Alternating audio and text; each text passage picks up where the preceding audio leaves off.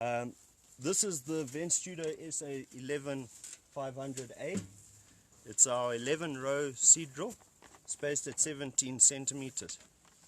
This seed drill, the SA range starts at 9 rows at 17 centimeters and goes up to 17 rows. This is a very basic seed drill. It's a lot lighter.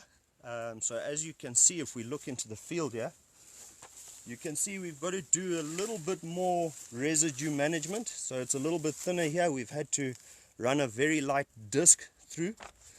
As it's lighter, we don't have the weight to cut into the heavy trash. So this is a good entry level if you're wanting to try and keep as much residue as possible. Obviously, keeping residue means that you're going to reduce your evaporation, keep your soil temperatures down, which is always good for the seed. Let's just go through some of the features of the seed drill. Unlike a lot of seed drills on the market, this has got a double cutting disc instead of a single offset disc. The benefit of a double cutting disc is this actually gives much better cutting into residue, especially if your residue is dry. So it will cut into the residue better, and then it also creates a better seed bed, and placement of seed is much more consistent. So going back from here, we've got our single press wheel.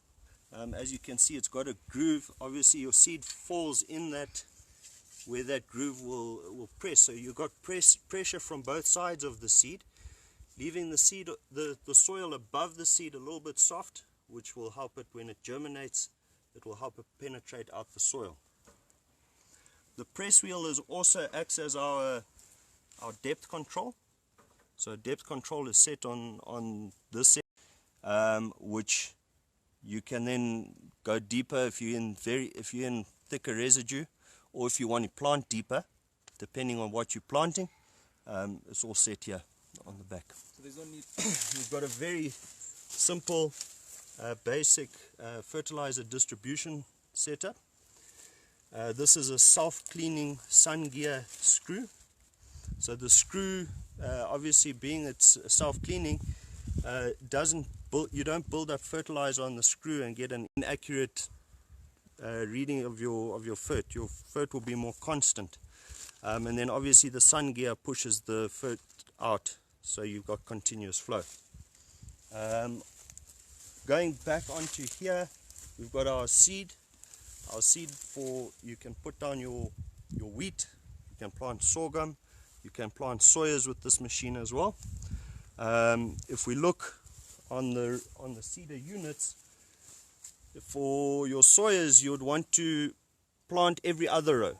So you can isolate your rows, and then you'll be planting your soyas at 34 centimeters. Okay.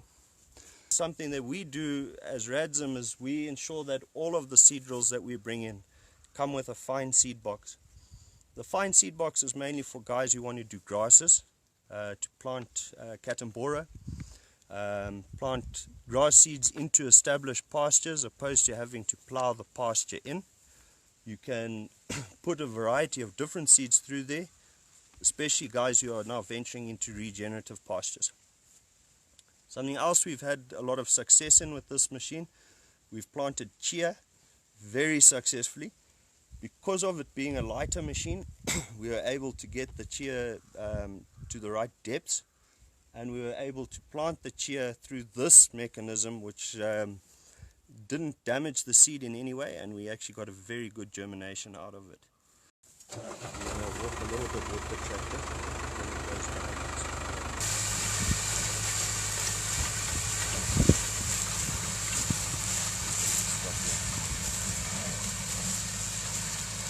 So as you can see, this seed drill is going through this.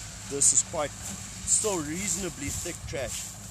The idea behind keeping this residue here is that it will eventually start breaking down and creating humus. But it will also reduce the effects of the heat, the sun beating on the ground, drying out your soil. and obviously stopping the seed from germinating properly. In here, let's see if we can find some seed. There you go.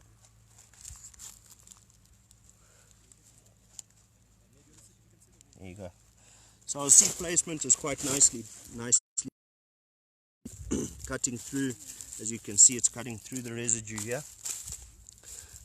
So hopefully our seed and fertilizer is at a good consistent depth, and obviously we'll see the results when this crop starts germinating.